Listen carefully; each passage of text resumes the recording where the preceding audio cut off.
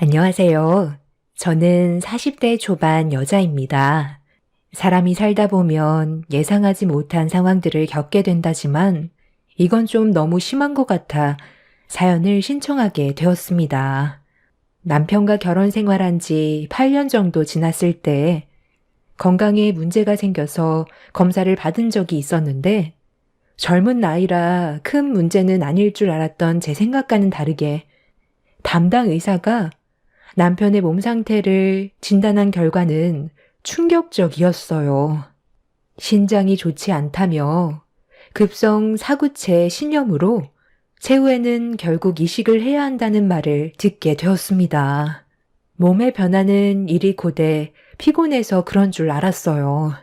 지속적으로 옆구리 통증이 있다곤 했지만 엄청 힘들 정도로 심각하진 않다길래 그냥 넘어간 적이 몇 번 있었습니다. 그런데 본인이 생각해도 뭔가 좋지 않은 느낌을 받아서인지 검사 좀 받아보고 싶다는 말에 병원을 같이 가게 된 거였는데 갑자기 급성 신염이라는 말을 들었을 땐 뭔가에 쿵 하고 맞은 것 같았어요. 서로가 너무 바쁘고 체력적으로도 많이 힘들다 보니 그냥 넘어갔던 것들이 남편의 몸을 망가뜨리고 있었다는 걸 알게 되었을 땐 후회가 밀려오더라고요. 급성이라는 게 얼마나 무서운지 그때 깨닫게 되었습니다. 남편은 하루가 다르게 몸 상태가 많이 안 좋아져서 결국 병원 입원을 결정해야만 했는데 이런 상황들을 시댁에서 알게 되자 집안에선 난리가 났었어요. 남편이 급성 신염에 걸리게 된 이유가 전부 저 때문이라며 병실에 누워있는 모습을 본 시모는 저에게 막말을 퍼부었어요. 그런 말을 듣고 있던 저는 너무 어이가 없어서 시모의 말을 되받아쳤어요. 이게 왜 제 탓이에요? 자기 몸 하나 제대로 관리하지 못한 저 사람 탓 아니에요? 저는 몇 번이나 병원에서 검사 받아보라고 했었는데 말을 듣지 않은 게 누군데요. 지금 너무 어이가 없어서 말도 안 나와요. 그럼 어머님은 그동안 이 사람 신경이라도 쓴 적 있어요? 돈 필요할 때만 전화하지. 평소에 어떻게 지냈는지, 어디 아픈 곳은 없는지 한마디라도 물어본 적 없었잖아요. 아쉬울 때만 전화해서 용돈 떨어졌으니까 돈 달라는 말이나 하고 어머님이 저희 한 푼이라도 도움 주셨어요? 이 사람 병원에 입원해 있으니까 용돈 떨어질까봐 그게 걱정인 건 아니고요. 일이 이렇게 됐으니 어쩌겠어요. 생활비는 서방님한테 받아야죠. 그동안 서방님은 동생이라는 이유로 지금까지 단 한 번도 생활비 지원을 해준 적 없었잖아요. 그러니 지금처럼 안 좋은 상황에선 당연히 가족끼리 도와야 하지 않겠어요? 돈줄 끊겼다 생각하는 것보단 앞으로 어떻게 이 일을 처리해야 될지 그것부터 고민하는 게 좋을 것 같네요. 형이 몸 관리를 못해서 생긴 일인데 왜 제가 생활비를 지원해 줘야 되는 건데요? 이번에 새 집으로 이사 가서 금전적으로 쪼들리는 거 형수님도 잘 알잖아요. 그래 맞다. 막내는 이번에 큰돈 나갔잖아. 대출도 상당히 많이 받았는데 생활비를 어떻게 줄 수 있겠니? 내 아들이 저렇게 됐으니 당연히 네가 책임을 져야지. 너희 집안이 잘만 살았어도 내 아들이 고생했겠어? 아무리 힘들게 돈 벌면 뭐해?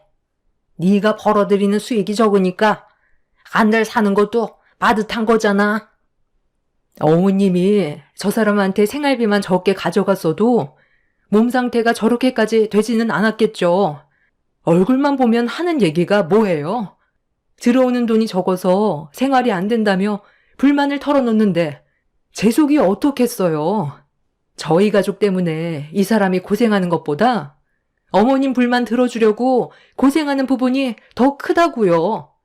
낳아줬다는 이유 하나만으로 끝까지 빼먹으려는 그런 보상심리 때문에 이 사람 몸에 한계가 찾아온 거고 버티지 못해 결국 급성 신장염에 와서 회복이 안 되고 있는데 아직까지 돈 타령이에요? 이 사람 잘못되면 제가 가만히 있을 것 같아요. 제일 불쌍한 건 남겨질 애들이라고요. 쓸데없는 말씀하실 거면 당장 나가주세요. 저는 화가 머리끝까지 올라와 그동안 참고 살면서 생겼던 불만들을 전부 쏟아내 버렸어요. 시모아 시동생은 얼굴이 붉어져서는 제 말을 받아치면서 병실이 떠나갈 정도로 분노를 표출하고 있었습니다. 시부는 그만하라고 중재를 했지만 이미 서로가 상처되는 말을 주고받아서 그런지 시부의 말은 귀에 들어오지 않았어요. 이런 와중에 옆에서 가만히 듣고 있던 동서가 자기도 할 말이 있다면서 제 앞으로 다가왔습니다. 평소 조용했던 동서였기에 갑자기 제 앞으로 다가온 동서의 행동에 당황스러워 빤히 쳐다보고 있는데 저를 보며 뱉은 한마디는 너무 큰 충격을 가져다 주었어요. 제가 아까부터 형님이 하는 말을 왜 듣고만 있었는지 알아요? 본인만 생각하는 너무 이기적인 모습을 보게 돼서 실망스러워 말조차 섞고 싶지 않았어요. 저희 집안 사정 누구보다 형님이 더 잘 알고 있지 않나요? 이번에 새로 이사 간 곳 대출만 80%까지 끌어올려 받았어요. 이 사람과 제가 발버둥 치면서 벌어모은 돈 고작 20%밖에 안 됐었다고요. 이건 형님도 잘 알고 있잖아요. 그런데 어머님한테 생활비를 줘야 된다는 말이 지금 나와요? 정말 그걸 바라는 거예요? 우리 부부가 이래서 벌어들이는 돈 합친 것보다 형님 혼자 벌어들이는 돈이 훨씬 많으면서 아주버님 입원했다고 저희한테 어머님 생활비를 지원하라고요? 제가 항상 형님 보면서 느끼는 게 뭔 줄 알아요? 돈을 너무 밝힌다는 거예요. 가진 것도 많은 사람들이 꼭 보면 돈에 더 환장한다니까요. 안 그래요, 어머님? 그래, 맞다, 맞아. 얘네 둘이서 버는 돈보다 훨씬 많이 벌면서 자기가 버는 돈 그거 조금도 나눠주고 싶지 않으니까 너희들한테 떠밀어 버리려는 거 나도 다 안다. 어쩜 사람이 저러니? 내가 평생 후회하는 건 너를 우리 집안 며느리로 받아들인 거야. 가족들 앞에서 돈 타령하는 네가 아주 꼴보기 싫어 죽겠다. 제가 지금 많이 번다고 생각하세요? 다들 뭔가 단단히 착각하고 있는 것 같은데 현재 운영하고 있는 쇼핑몰 사업이 경쟁률이 워낙 치열해서 제가 가지고 가는 순수익은 많이 없어요.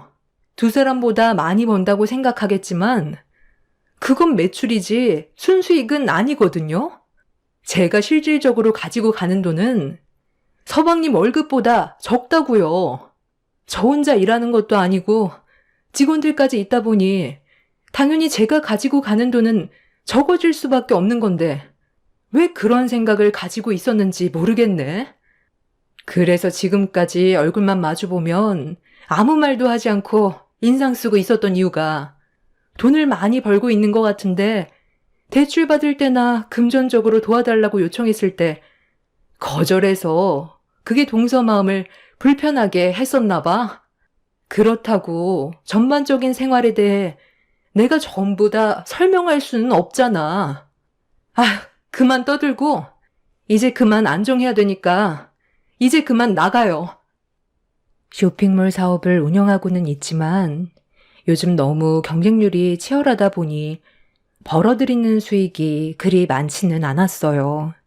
동네 시내거리에 판매하는 의류 매장보다 더 매출이 안 나와서 걱정이 정말 많았었지만 그래도 입에 풀칠할 정도까지는 되니까 버티면서 하고 있던 사업이었는데 동서내외는 제가 버는 매출이 진짜 금액인 줄 알고 있었던 것 같아 보였습니다.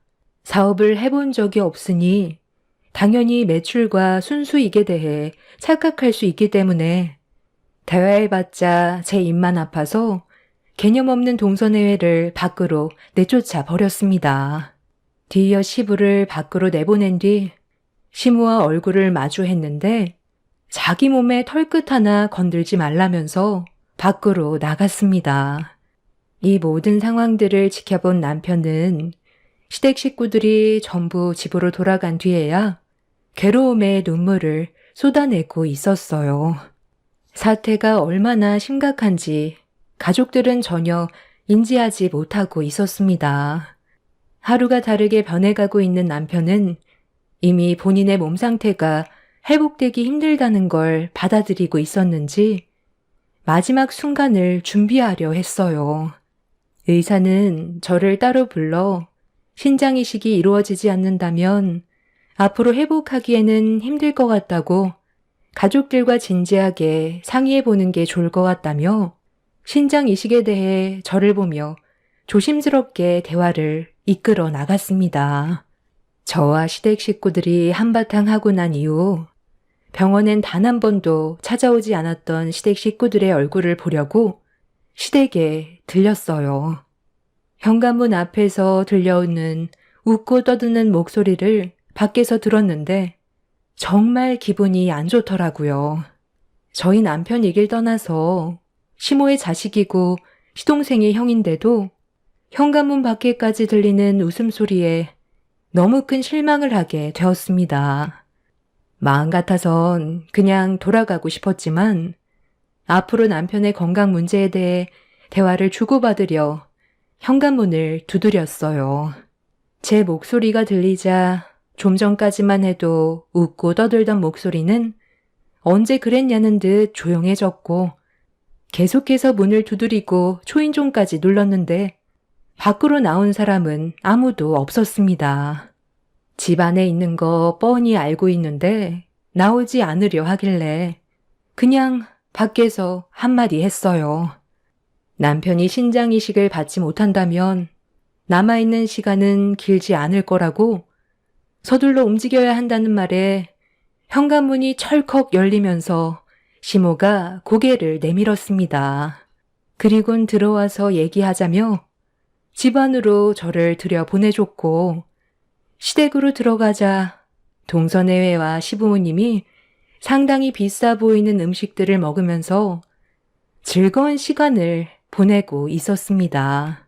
남편은 병원에서 생사를 오고 가는 갈림길에 서 있는데 시댁 식구들은 걱정도 안 됐는지 상당히 많은 배달 음식들을 시켜 먹으면서 밖에까지 웃음소리가 들릴 정도로 즐거운 대화를 이어나가고 있었다는 거에 기분은 상당히 안 좋았습니다. 한창 분위기 좋았는데 연락도 없이 여기는 어쩐 일이냐? 병실에서 우리 내쳤을 때 영 끊으려고 한 거 아니었어? 별로 대화하고 싶지도 않은데 용건이 뭐야? 그이가 지금 상당히 안 좋아요. 저번에 오셨을 때 어떤 상태인지 설명 들으셨잖아요. 급성 신장염인데 너무 악화가 많이 되어버려 회복하는 건 불가능할 것 같고 이식자가 나타나길 기다려야 하는데 그게 쉬운 문제도 아니라서 두 손 놓고 기다리고만 있다간 결국 그이가 세상을 떠날 것 같아서 찾아왔어요. 신장 이식은 가족 중에서 해주는 게 제일 부작용이 적다고 하는데 일단 검사부터 받아봐야 하지 않겠어요? 그이가 세상 떠나길 바라는 건 아니잖아요. 어머, 그러니까 지금 형님이 하는 말은 이 사람 보고 신장 이식을 해달라는 말인 거예요? 어머님이랑 아버님은 연세가 있으셔서 이식을 하나만 하잖아요. 아이, 내가 미쳤다고 이식을 해주겠어? 당신이랑 애들이 있는데 괜히 내 신장 떼어줬다가 나한테까지 문제가 생기면 어떡해? 방금 한 말 못 들은 걸로 할 테니까 그만 나가주세요. 어차피 세상 떠나게 될 수밖에 없는 거면 그냥 현실을 받아들여요. 왜 멀쩡하게 잘 살고 있는 우리들한테까지 피해를 주려는 건데요? 가족이라면서요. 그이한테 도움받을 땐 뭐라고 했어요? 가족들끼리는 당연히 서로 도와줘야 한다고 돈 빌려갈 땐 언제고 막상 도움이 필요해서 손을 벌렸는데 조금의 고민도 하지 않고 매몰차게 뿌리쳐요? 정말 너무들 하네요. 그이가 이런 말을 들었다면 얼마나 마음 아파하겠어요? 정말 도와줄 생각 조금도 없는 거예요? 그이가 그냥 세상 떠나길 바라는 거냐고요. 어머님, 아버님도 신장 이식 가능하다고 했어요. 그러니까 진지하게 생각해 주세요. 내 신장은 이미 너무 노후돼서 하나만 하다. 차라리 그냥 너 걸 떼주는 게 어떻겠니? 가족 걸 해야 부작용이 많이 없다곤 하지만 너한테 달려있는 거 떼어줘도 그게 상관없다는 말이잖아. 그럼 그냥 네가 신장 이식 해줘라. 그게 제일 좋지 않겠어? 내 아들을 진심으로 사랑해서 결혼했으면 그 정도는 아무것도 아니잖아. 그러니까요. 본인 걸 떼어주면 되는 거지. 왜 남의 가정까지 무너뜨리려 하는지 몰라요. 어머님, 저희 먼저 돌아갈게요. 기분 잡쳐서 음식 넘어가지도 않겠어요. 이식도 마음에서 우러나야 하는 거지. 형이 나한테 뭘 얼마나 잘해줬다고 내 신체의 일부를 떼어달라고 해? 집 살 때 돈 좀 빌려달라고 하니까 쥐꼬리만큼 쥐어주고 내 인생에 실질적인 도움을 준 적은 단 한 번도 없었으면서 신장은 받고 싶대요? 있는 거 다 퍼줬어도 해줄까 말까인데 제가 미쳤어요? 이래서 주는 사람 마음 모른다고. 받는 사람 입장에선 서방님한테 줬던 그 돈이 얼마나 힘들게 벌어모은 돈인지 모르나 본데요. 그 돈 잘 시간 줄여가면서 대리운전으로 벌었던 돈들이었어요. 우리도 좀 더 넓은 집으로 이사를 가야 하는 상황인데도 그이는 서방님이 동생이라는 이유 하나로 몇 년간 힘들게 모았던 돈을 고민도 하지 않고 지어준 거라고요. 그 돈조차 없어서 빌렸으면 감사하게 생각을 해야지. 지금 빌려준 돈이 적었다고 불만을 터뜨리는 거예요? 그럼 그냥 전부 다 되돌려 받는 게 좋겠네요. 감사한 줄 모르는데 도와줄 필요 전혀 없죠. 당연하게 생각하는 당신들 때문에 그이가 제일 많은 피해를 봤다고. 여기서 뿔만 터뜨려봤자 해결되는 거 하나 없다. 집안 분위기 망치지 말고 그만 돌아가라. 그리고 이런 문제로 찾아올 거면 다시는 문도 두드리지 마. 시모는 저를 강하게 밀치면서 밖으로 내쫓았어요. 부모라는 사람들이 자기 아들이 세상을 떠날 정도로 몸 상태가 안 좋다는데도 눈 하나 깜빡하지 않고 동선회에만 챙기고 있었습니다. 시댁 식구들에게 너무 큰 실망을 하게 된 저는 두 번 다시는 얼굴조차 보고 싶지 않아 아무 연락도 하지 않았습니다. 병실에 누워있는 남편의 건강을 하루빨리 되찾기 위해서는 신장 이식자를 더는 기다릴 수가 없었기 때문에 제가 이식하겠다고 결정을 지었습니다. 부모님은 제가 남편한테 신장 하나를 떼어준다고 하자 경악을 하면서 완강하게 거부를 하셨어요. 만에 하나 잘못되기라도 했다가 돌이킬 수 없는 결과로 이어지게 될까봐 부모님은 걱정을 하셨습니다. 하지만 앞으로 남편과 함께할 시간이 아직 많이 남아있고 아이들도 남편이 하루빨리 회복되길 간절히 바라고 있어서 더는 지체할 수가 없었습니다. 그렇게 단호하게 신장 이식을 결정한 뒤 병원에서 여러 가지 검사를 받고 나서 모든 준비가 끝이 났을 때 마지막으로 남편과 수술 잘 끝내서 다시 만나자는 말을 끝으로 저희 부부는 동시에 수술실로 들어가게 되었습니다. 상당히 떨리는 순간이었지만 어느 순간부터 기억이 나지 않았어요. 얼마의 시간이 지났는지 마취에 깨서 눈을 뜨게 됐는데 수술실이 아닌 병실로 옮겨져 있는 상태였습니다. 몽롱한 상태라 속이 울렁거렸고 천천히 고개를 돌려 상황 파악을 하고 있던 그 순간 갑자기 제 얼굴을 향해 알 수 없는 물건으로 사정없이 내려쳤어요. 온몸에 힘이 없고 마취가 덜 풀린 상태라 당황해하고 있었는데 저와 눈이 마주친 건 저희 부모님도 아닌 시모였고 저를 내려보면서 하는 말에 상당한 충격을 받았습니다. 너만 없어도 우리 집안 행복하게 살 수 있다. 이제 그만 내 아들 놔주고 각자 갈 길 가라. 신장 그거 하나 떼줬다고 해서 달라지는 거 아무것도 없으니까 내 아들 발목 잡지 말고 여기에다가 사인해라. 저번에 네가 우리 집에서 한바탕 하고 돌아갔을 때 가족들과 진지하게 대화를 나눴었거든. 그런데 하나같이 결론이 뭐였는지 알아? 너를 우리 집안 식구로 받아들이지 않겠다는 의견으로 모두 만장일치 결정을 내렸었다. 너 하나가 우리들을 얼마나 힘들게 하는지 알아? 회복하는 대로 내 아들과 이혼해라. 나는 순종적인 며느리를 원하지. 너처럼 기세고 성격 고약한 그런 며느리 원했던 거 아니다. 내 말 무슨 뜻인지 알아들어? 시모는 이혼장으로 제 얼굴을 향해 수차례 휘두르면서 자기 아들 발목 잡지 말라고 한바탕 난리를 쳤어요. 저는 마취가 덜 풀려 시모가 무슨 말을 하는지 전부 다 정확하게 듣지 못했지만 얼굴을 향해 서류를 휘두른 시모를 절대 용서하고 싶지 않았어요. 환자에게 저지른 행동은 명백히 법적 처벌을 받게 될 행동들이었습니다. 지금 뭐 하시는 겁니까? 당장 환자분에게서 떨어지세요. 지금 수술실에 기계 문제로 시작도 하지 못했는데 환자가 잘못되기라도 하면 책임지실 거예요? 네?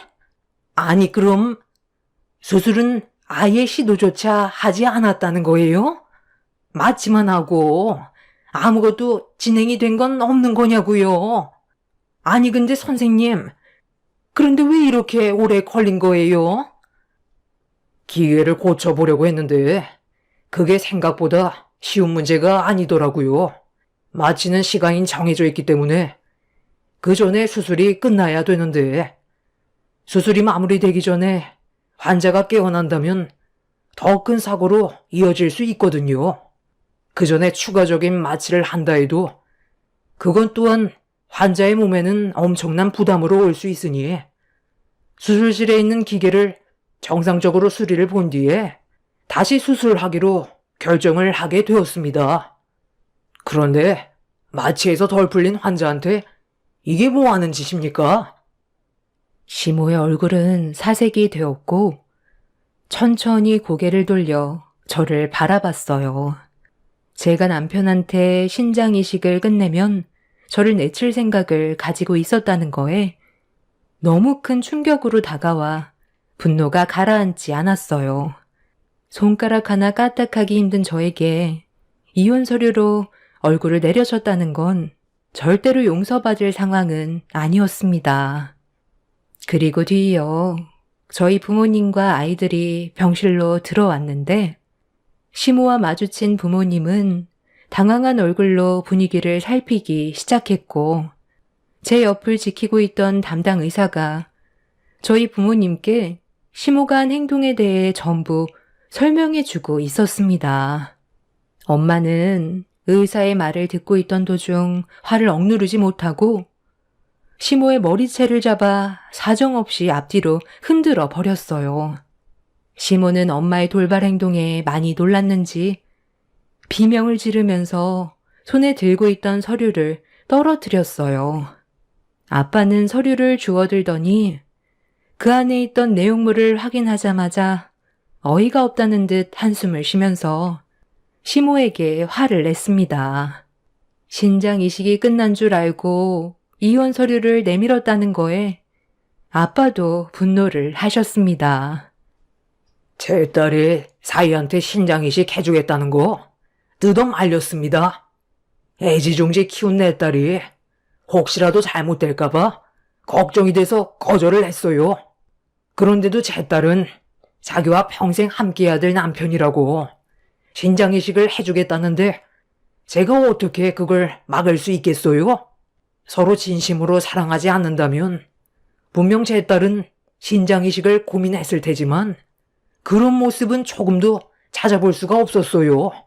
급성 신장염으로 위험에 처해 있는 사이를 하루빨리 정상으로 돌리고 싶어서 제 딸은 무서움을 참아가며 수술실로 들어갔는데 사돈은 수술실에서 나와 마취도 덜 깬 제 딸에게 이혼 서류를 들고 얼굴에 뺨을 후려쳐요. 이게 인간이 할 짓이야? 당신 아들 살리겠다고 결심한 내 딸에게 신장이식이 끝난 줄 알고 이혼 서류를 내민 게 말이 되냐고. 나는 오늘 사돈이 보인 행동에 대해 절대 용서해 줄 마음 없으니까 법정에서 보도록 합시다. 이제 와서 지금 뭐 하시는 겁니까? 이거 놓으세요. 이런다고 바뀌는 거 절대 없습니다. 저는 절대 이식 허락하지 않을 겁니다. 아유, 사돈어른, 죄송합니다. 제가 잠깐 정신이 나갔었나 봐요. 며느리가 얼마 전에 저희 집에 찾아왔었는데 그때 안 좋은 감정을 주고받아서 화가 좀 났었습니다. 시모는 뒤늦게 무릎 꿇고 용서를 구했지만 저희 부모님은 이미 너무 큰 상처를 받았던 터라 이 상황을 절대 좋게 넘어갈 생각은 없었습니다. 그런데 갑자기 밖에서 오열하는 목소리가 병실 안에까지 들려왔어요. 마취에서 거의 회복이 된 저는 몸을 천천히 일으켰는데 밖이 소란스러워지자 병실 밖을 살핀 엄마는 얼굴이 노랗게 돼선 떨리는 목소리로 입을 열었습니다. 동서가 밖에서 오열을 하고 있었고 시동생이 수술실로 급하게 들어가는 모습을 보게 된 거였죠. 이 말에 시모는 병실 문을 박차고 수술실로 급하게 달려갔어요. 시모가 동서에게 어떻게 된 거냐고 물어보는 목소리는 병실에까지 들려왔고 저는 부모님의 부축을 받아 동서가 있는 곳으로 향했습니다. 동서는 눈물을 쏟아내면서 어떻게 된 상황인지 설명을 해줬어요. 말을 제대로 이어나가지 못하는 동서의 말을 듣던 시모는 결국 실신을 하게 되었습니다. 동서와 시동생이 영화를 보러 가기 위해 횡단보도 앞에서 신호를 대기하고 있다가 신호등이 바뀌면서 동서네가 횡단보도를 건너는 순간 우측에서 오는 차량이 동서네를 못 보고 그대로 돌진하게 되면서 부딪히게 되는 충격적인 사고가 생기게 된 거였어요. 시동생이 뒤늦게 돌진하는 차량을 발견하면서 동서를 밀쳤지만 시동생은 피하지 못하고 그대로 차량에 부딪히게 되었고 그 사고로 머리를 크게 다쳐 수술실로 들어가게 된 거였습니다. 하루아침에 생과사의 갈림길에 서 있는 시동생이 수술실에서 나오길 모두가 한참 동안 기다리고 있었는데 오랜 수술 끝에 나온 의사는 결국 시동생이 하루를 넘길 수 없을 것 같다면서 고개를 저었고 그 말을 듣게 된 동서와 시모는 땅을 치며 오열을 했어요.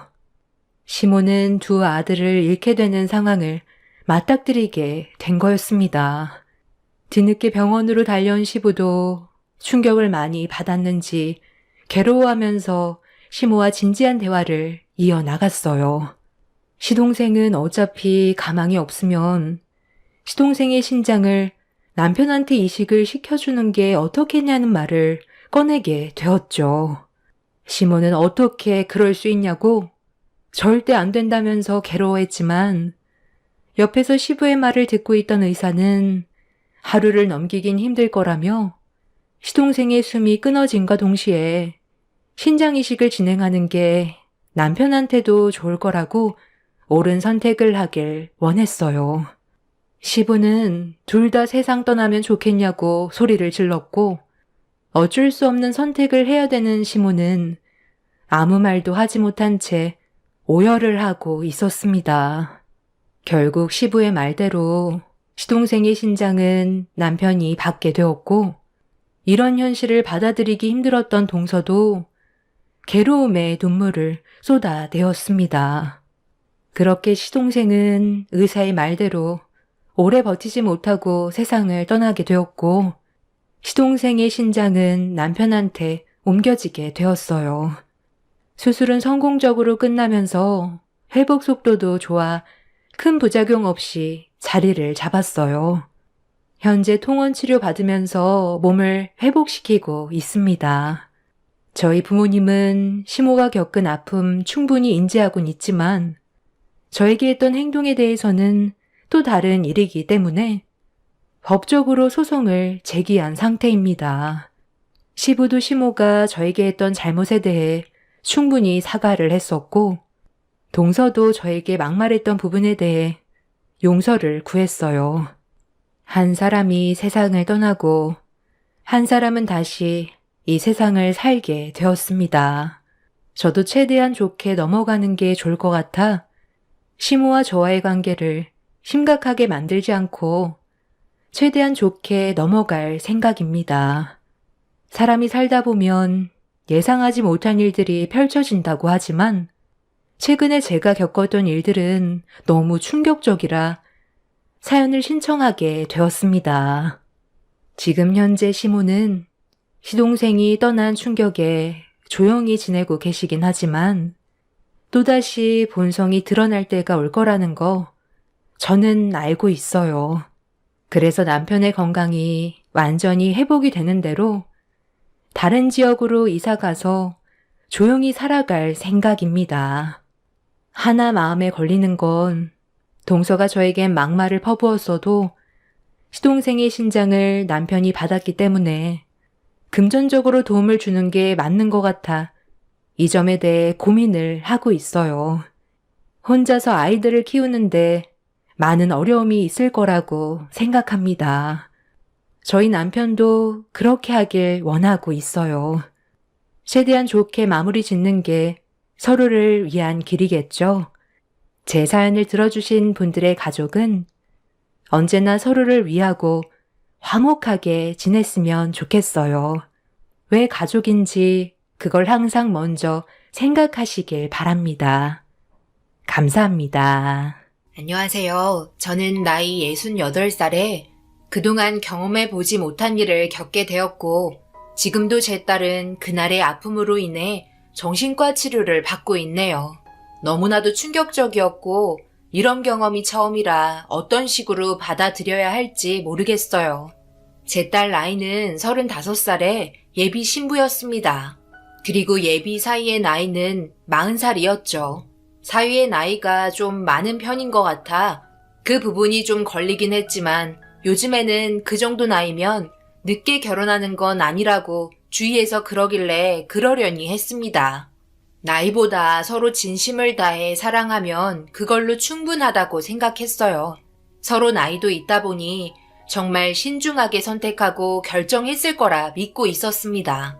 저희 집에 처음 인사 왔을 때의 첫인상이 아직까지 기억이 납니다. 나이에 비해 깔끔한 외모에 집안 분위기를 알 수 있을 정도로 좋은 인상을 풍겼어요. 확실히 배운 집안이라 그런지 대화하는 것도 많이 달랐습니다. 예비 사위였던 집안을 잠깐 얘기하자면 예비 사돈 어른이 은행장으로 근무를 하고 있습니다. 그리고 예비 사위는 한의사입니다. 그리고 제 딸은 의류 사업을 하고 있어요. 사돈 어른 집안도 잘 사는 편이지만 저희 집안도 못 사는 편은 아닙니다. 저희는 사업이 집안 내력인지 남편이 운영하는 사업도 잘 되고 있지만 제 딸이 운영하는 의류 사업이 엄청나게 잘 되고 있고 해외를 겨냥한 상품이라서 그런지 연 매출이 몇십억이 나올 정도로 상당히 크게 하고 있습니다. 매장에서 의류를 보기 좋게 전시해서 판매하는 예전과 다르게 요즘에는 인터넷 시장이 활발해서 그런지 집에서 컴퓨터로 미팅하며 지시하더라고요. 하루의 시간이 모자랄 정도로 정말 바삐 움직이며 살아가고 있습니다. 저는 딸이 하는 일을 뒤에서 지켜보며 도움을 줄 수 있는 일과 남편이 필요한 것들을 처리해주고 있어요. 이렇게 양가 집안 어느 정도 재력을 가지고 있기 때문에 반대하는 부분은 없었어요. 첫째 딸과 둘째 딸도 좋은 직업을 가지고 있지만 너무 많은 걸 공개하는 건 아닌 것 같아 언급은 하지 않겠습니다. 첫째, 둘째 모두 비슷한 집안끼리 시집을 간 거라 크게 문제될 건 없었어요. 확실히 주위 사람들 말 들어보면 집안 차이가 많이 나면 날수록 결혼 생활이 불안정하다는 걸 알 수 있었어요. 그래서 제일 먼저 보는 게 아무래도 저희 집안과 비슷한 집안을 보게 되더라고요. 그래야 행복하게 오래오래 잘 사는 것 같습니다. 대부분 이혼하는 경우가 돈 때문에 갈라서는 걸 많이 봐와서 되도록이면 막내딸 또한 좋은 집안과 결혼하길 바랬어요. 아무래도 내리사랑이라고 막내딸의 경우 신경이 많이 쓰이더라고요. 그래서 결혼하겠다고 데려왔을 때 많은 것들을 물어보게 되었고 대화하다 보니 우리 딸과 결혼시켜도 좋을 것 같았어요. 그렇게 처음 인사 온 날 첫인상이 마음에 들어 만족해하는 표정을 딸이 보게 되었는지 저를 보며 궁금했던 점을 물어보더라고요. 엄마, 사람 괜찮은 것 같죠? 만나면 만날수록 괜찮은 사람이에요. 이해심도 많고 저와 성격도 잘 맞는 것 같아요.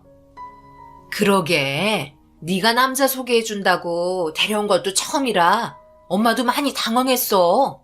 결혼은 아예 생각이 없을 줄 알았는데 엄청 속썩이더니만 이제야 짝을 만난 것 같아 엄마도 어느 정도 마음이 놓이네. 그렇다고 급하게 결혼할 필요는 없으니까 뭐든지 신중하게 결정해야 되는 거 알지? 인생은 한 번뿐이고 그 결정이 너에게 득이 될 수도 있고 독이 될 수도 있는 거야. 첫 만남은 엄마도 나쁘지 않았어. 엄마도 좀 더 지켜보도록 할게. 그쪽 집안은 영미 너 마음에 들어 하는 것 같아? 네, 좋게 봐주셨고 마음에 들어 하세요. 아무래도 광준 오빠가 나이가 있어서 그런지 결혼을 서둘러 했으면 좋겠다고 하더라고요. 그쪽 집안에서는 손해볼 게 없으니 제 딸과 되도록이면 서둘러 결혼을 시켰으면 하는 바람이었어요. 하지만 저희 쪽은 급하게 처리할 필요는 없을 것 같아 침착하게 하나하나 알아갔고 어느 정도의 시간이 흐르고 나서 상견례 날짜를 잡게 되었어요. 첫인상이 중요한 만큼 신경 써서 준비해서 나갔습니다. 확실히 결혼을 서두르고 있다는 걸 알게 된 건 저희보다 먼저 와서 기다리고 있었고 저희가 도착하자마자 밝게 웃으면서 맞아주셨어요. 아유, 제 아들이 예비 새아가를 워낙 마음에 들어하고 서둘러 결혼하고 싶다고 하길래 저희가 너무 보챈 건 아닌가 생각되네요. 아무래도 나이도 좀 있으니 이해해 주시면 감사하겠습니다. 오늘 그래도 좋은 날인 만큼 즐거운 자리가 되었으면 하네요. 사돈 어른도 자신들이 서두르고 있다는 걸 알고 있는 것 같았어요. 더 늦어지는 건 아무래도 예비 사이 입장에서는 손해보는 일이었으니까요. 그렇게 최대한 저희 쪽에 맞춰주려고 노력하셨고 많은 부분에서 양보하며 분위기를 좋게 만들었습니다. 그런데 제 심기를 건들고 있는 한 사람이 있었습니다.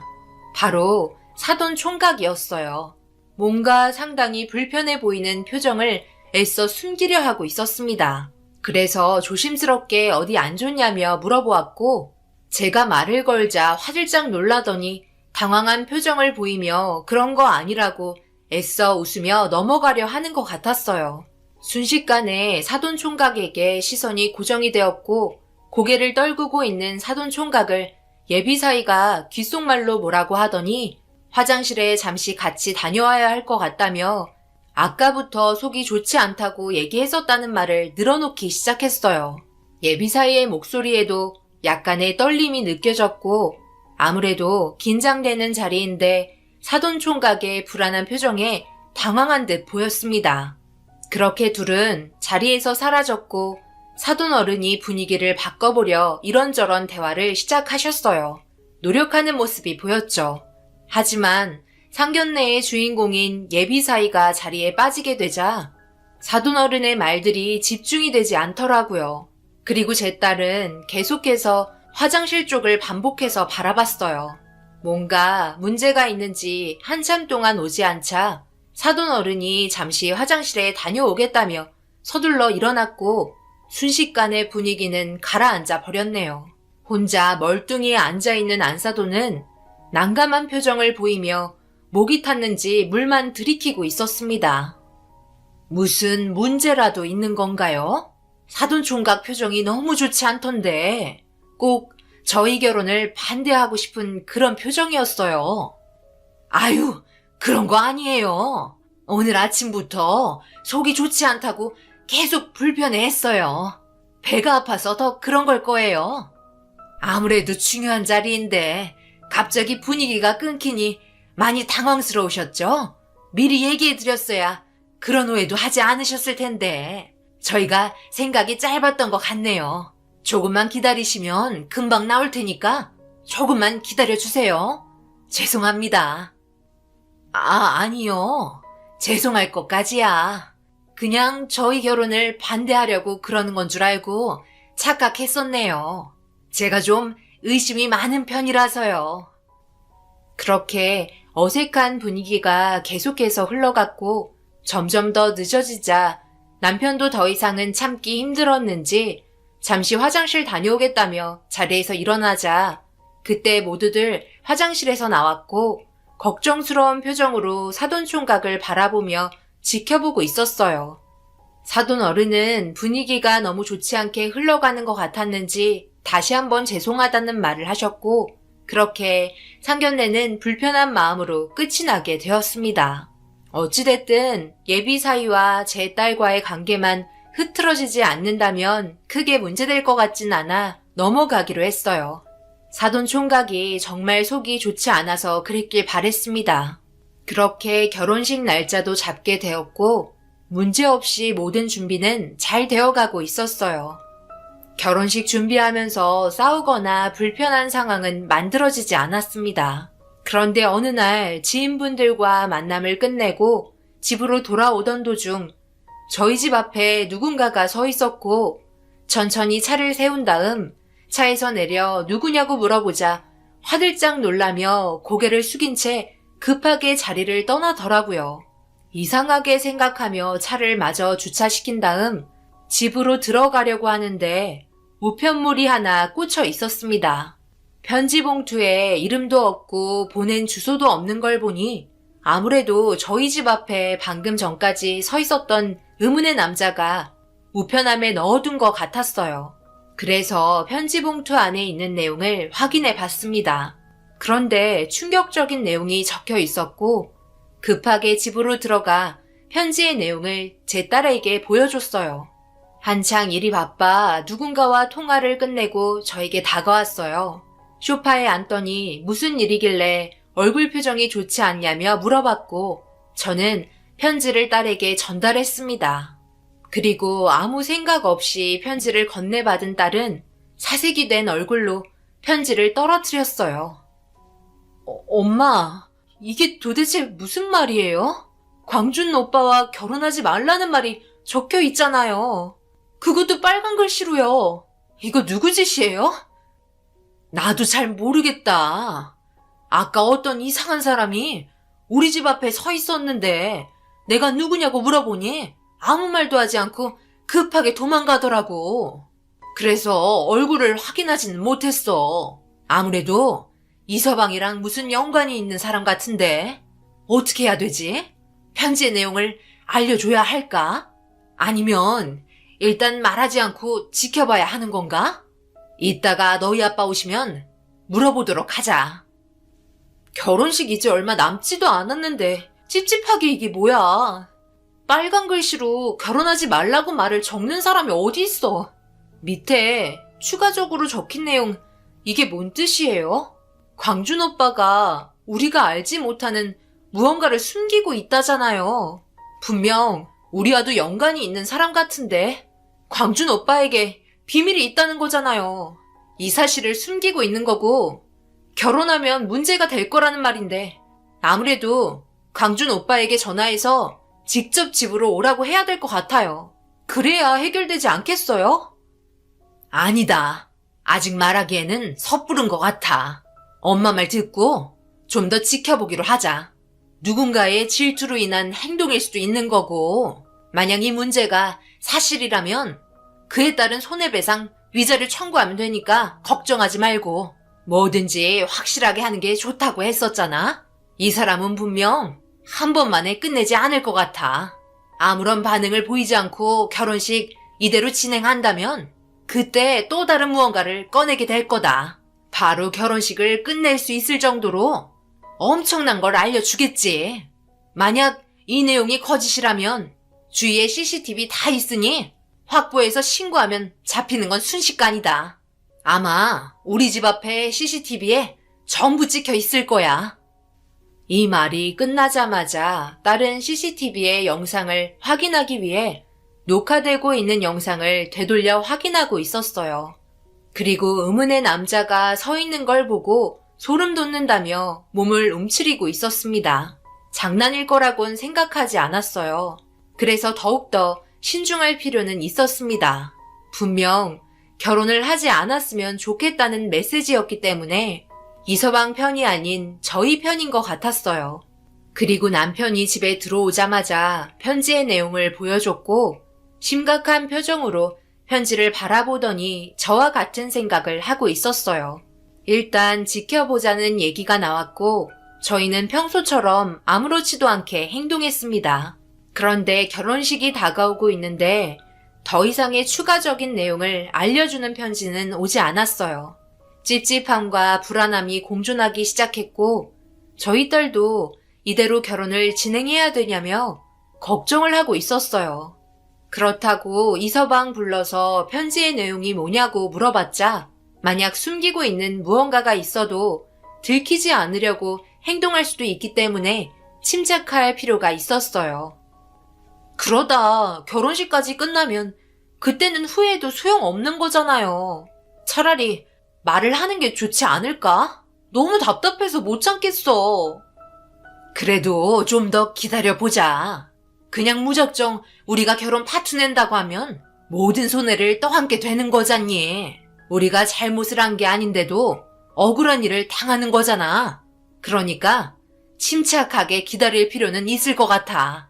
엄마도 불안한 건 마찬가지야. 그래, 일단 조금만 더 기다려보자. 그리고 잘못한 건 무조건 밝혀지게 되어 있어. 나중에 우리가 손해본 건 아빠가 어떻게 해서라도 보상 받을 테니까 영미 너는 마음 잘 추스르고 아빠와 엄마는 다 너를 위해서 움직일 거니까 걱정 말거라. 불안해하는 딸을 진정시켜주기 위해 남편도 침착하게 대처하고 있었어요. 하지만 사랑하는 사람에게 문제가 있어서 결혼까지 하지 못할 것 같다는 불안감에 슬픔에 빠져 있었습니다. 일도 손에 잡히지 않는지 기운이 빠져 보였고 저 또한 한숨만 반복해서 나오고 있었어요. 그런데 다음날 저녁 우편함에 누군가 또 편지 봉투를 넣어두었고 급하게 가지고 집으로 들어와 모두가 둘러앉아 편지의 내용을 확인해 보았습니다. 그리고 그 안의 내용을 확인한 순간 저희는 결혼식을 진행해야만 했어요. 처음 편지를 보냈을 때 아무런 액션이 없어서 두 번째 편지를 보낸다며 결혼식 날 자기가 직접 저희 앞에 나타나서 이서방의 추악한 실태를 밝힐 거라는 내용이었어요. 지금 당장 알려주면 결혼식까지 안 해도 되는데 왜 바로 알려주지 않는 건지 이해하지 못했고 결국 결혼식까지 진행을 해야만 했습니다. 그렇게 결혼식 당일 끝까지 잘 참아준 딸에게 조금만 더 참고 기다려보자며 여기까지 왔으니 모든 진실을 확인해봐야 하지 않겠냐고 침착할 수 있게 옆에서 많은 말을 해줬어요. 딸은 인생의 첫 결혼식인데 이게 뭐냐고 감정을 억누르지 못해 눈물이 나올 것처럼 울먹이고 있었습니다. 제 딸이 무슨 잘못이길래 이런 일을 겪어야 되는지 너무 화가 났어요. 만약 이 문제가 의문의 남자의 장난이었다면 절대 용서하지 않을 거라고 다짐하며 의문의 남자가 나타나기만을 기다리고 있었습니다. 그렇게 한참이 지나고 곧 결혼식이 진행되려는 안내의 말이 흘러나오기 시작하자 저희 가족 모두는 신경이 날카로워졌고 어떻게 해야 할지 몰라 난감해하고 있는데 이서방도 저희가 평소와 다르다는 걸 느끼고 있었는지 무슨 일이 있냐고 물어봤고 아무래도 결혼식이라 긴장한 것 같다며 대충 둘러대고 넘겼습니다. 언제 어디에서 나타날지 몰라 두리번거리고 있는데 한 명이 보이지 않았어요. 사돈 총각이 아직 오지 않았더라고요. 어떻게 된 거냐고 물어보니 일이 있어서 참석을 못할 것 같다는 말을 들었고 결혼식은 예정대로 진행되었습니다. 그렇게 결혼식은 끝이 나버렸고 의문의 남자의 장난일 것 같다는 생각이 들게 되었어요. 어디에도 나타나지 않았고 이서방은 처음 만났을 때나 결혼식이 진행이 되고 있을 때나 한결같은 모습을 보여주고 있었으니까요. 그렇게 제 딸과 이서방은 패백실에 들어가려고 준비 중이었고 제 딸은 의문의 남자를 고소하라며 장난인 것 같다고 화를 내고 있었어요. 기분 좋은 결혼식 날 기분 좋지 않게 끝냈다며 그 사람 절대 용서해주지 말라고 억누르고 있던 감정이 터졌고 서둘러 패백 진행해야 한다며 진행요원이 보채기 시작하자 딸은 패백실로 서둘러 들어갔습니다. 저는 한숨 돌리며 화장실 잠시 들어갔다가 별일 아닐 거라 생각하며 화장실에서 나왔는데 갑자기 누군가 저를 비상구로 끌고 갔어요. 뒷모습을 보니 결혼식에 참석하지 못할 것 같다고 이서방이 말했던 사돈 총각이었습니다. 얼굴의 안색이 상당히 좋지 않았고 많이 힘들어 보였어요. 얼굴 안색이 너무 좋지 않은데 무슨 일이 있는 거예요? 그런데 무슨 할 말이 있길래 여기까지 나를 무작정 끌고 온 거예요? 죄송합니다. 제가 지금 상황이 좀 그래요. 제가 여기 온 걸 모르고 있거든요. 시간이 너무 없으니까 본론부터 말할게요. 제가 편지 내용을 적었었어요. 그럴 만한 이유가 있었고 미리 말씀드리고 싶었지만 워낙 감시가 심해서 빠져나올 수가 없었습니다. 왜 이렇게까지 하면서 결혼을 반대하는지 그동안 많이 궁금하셨겠죠. 모든 내용을 글로 적어 보여드리는 것보다 제대로 된 증거를 잡아 보내드리고 싶었어요. 그래야 왜 이렇게까지 하는지 납득을 하실 테고 정리할 수 있으니까요. 제가 직접 말씀드리는 것보다 녹음된 내용을 들려드리는 게 좋을 것 같네요. 정신 똑바로 잡으시고 절대 쓰러지시면 안 됩니다. 너는 내가 결혼식 하는 게 그렇게 마음에 안 들어? 왜 말리려고 하는 거야? 네가 이런 식으로 나오면 너희 할아버지가 가만히 있을 것 같아? 여태까지 힘들게 먹여주고 키워줬더니만 네가 감히 이런 식으로 행동을 해? 왜 이렇게 아빠를 힘들게 하는 거야? 그럼 왜 떳떳하게 내가 아들이라고 말을 하지 않는 건데? 이런 사실을 숨기고 지내면 아빠 마음은 편할 것 같아요? 제발 정직하게 사세요. 나는 왜 한평생 아빠를 아빠라고 편하게 부르지도 못하는 거죠? 내가 태어나고 싶어서 태어난 것도 아니고 아빠가 어렸을 때 사고 치는 바람에 제가 태어난 거잖아요. 직접 말씀하시고 정식으로 사과한 다음 결혼 허락 받으세요. 나도 떳떳하게 아빠라고 부르게요. 그러지 않으면 이 사실 전부 그쪽 집안에 알릴 거예요. 아시겠어요? 네가 그렇게 나온다면 내가 가만히 있을 것 같아? 벌써 너희 할아버지랑 얘기 다 끝났다. 앞으로 너는 해외에서 살아라. 내 인생 망치지 말고 나도 사랑하는 사람이랑 살아보자. 비행기표 끊어놨으니까 결혼식 날 무조건 떠나라. 알겠어? 그렇지 않으면 2번 다시 너 얼굴 안 볼 거고 모든 지원을 끊어버릴 테니까 가난하게 살고 싶으면 그렇게 하도록 해. 돈 없으면 네가 버틸 수 있을 것 같아? 감시 붙여놨으니까 허튼 수작 부린다면 절대 가만두지 않을 거다. 마지막으로 경고했으니까 짐이나 싸놔. 엄청난 대화의 내용을 듣게 되었고 손이 부들부들 떨릴 정도로 분노가 치밀어 올랐어요. 더 이상은 참을 수 없어 바로 패백실로 향했어요. 제가 무턱대고 막 들어가자 사람들이 웅성거리기 시작했고 저를 빤히 보고 있던 이서방이 난감한 표정으로 입에 대추를 물고 있길래 바로 달려가 얼굴을 옆에 있던 쟁반으로 사정없이 휘둘렀습니다. 이서방은 입에 있던 대추를 떨구며 갑작스러운 돌발 행동에 왜 그러냐며 소리쳤고 저는 그 자리에서 녹음된 내용을 틀었어요. 사돈총각과 이서방의 대화 내용이 패백실 안에 울려 퍼졌고 옆에 사회를 맡고 있던 분의 마이크를 빼서 결혼식 전체가 들릴 수 있도록 녹음기에 가까이 대었어요. 둘의 대화 내용이 울려 퍼지자 당황한 듯 녹음기를 뺏으려 했고 뒤에 있던 남편이 이서방의 멱살을 잡으며 흔들기 시작했습니다. 안사돈과 사돈 어른은 녹음기에서 흘러나온 대화 내용을 듣자 그 자리에서 쓰러졌고 모든 사실이 드러난 순간 딸은 이서방에게 따기를 올려 붙였습니다. 남편은 이 일을 절대 용서하지 않을 거라고 엄청나게 화를 내기 시작했고 소란스러운 상황에 사돈총각이 나타나자 절대 용서하지 않겠다며 자신이 저지른 행동에 대해서 사과를 못할 망정 되려 큰소리치기 시작했어요. 사돈총각은 이서방의 얼굴을 한번 본 후 패백실에서 나가 사라져버렸고 저희는 경찰에 신고를 한 뒤 경찰서에서 조사를 받던 도중 저희가 알지 못했던 엄청난 충격적인 사실이 또 하나 밝혀지게 되었어요.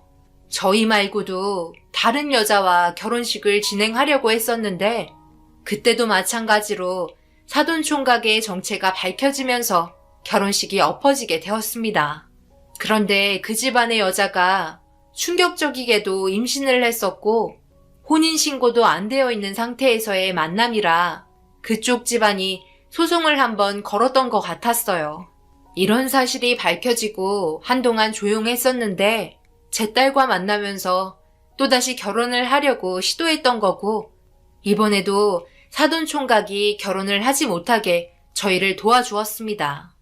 처음부터 모든 사실을 털어놓고 접근했다면 당연히 결혼을 반대했을 테지만 감쪽같이 숨기려는 행동이 너무 소름이 돋았어요.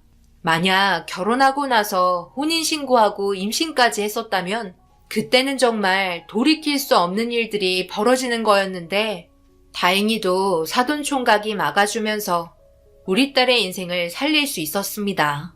그놈에게는 남편이 소송을 걸 수 있는 모든 걸 전부 걸었고 그에 따른 위자료 또한 엄청나게 많이 나온 상태였어요. 장인어른, 저는 정말 영미를 진심으로 사랑하고 있습니다. 언제나 제 마음은 변하지 않아요.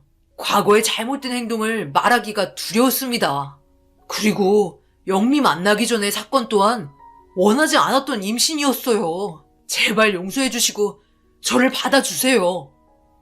뭔 소리야? 내가 너 같은 쓰레기를 받아주라고? 분리수거도 되지 않는 집 쓰레기 같은 놈을 우리 딸과 결혼시킨다는 게 말이 된다고 생각하나?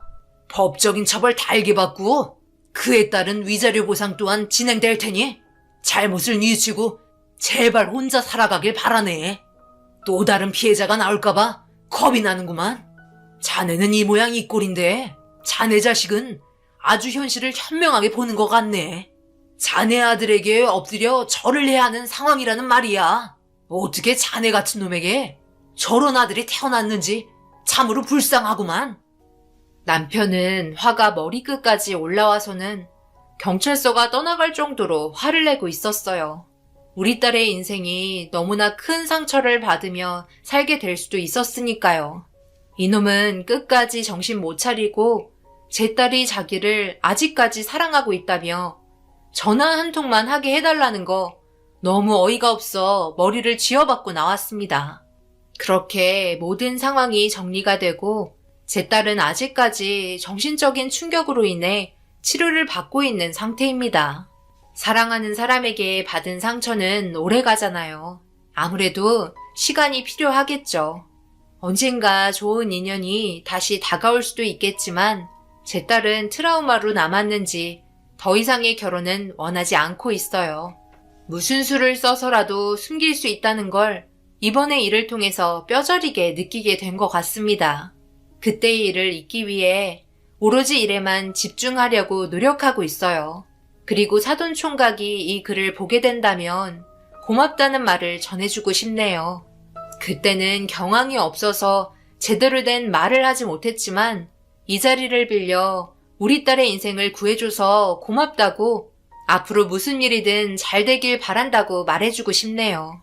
제 사연 들어주신 분들, 제 딸이 힘내서 다시 밝은 모습으로 살아갈 수 있게 힘이 될 수 있는 말 한마디씩 해주신다면 정말 감사하겠습니다. 요즘 경기가 안 좋은 이때에 하시는 일 뭐든지 잘 되시길 바라며 행복하시고 좋은 일이 가득할 수 있도록 뒤에서 항상 기도하겠습니다. 감사합니다.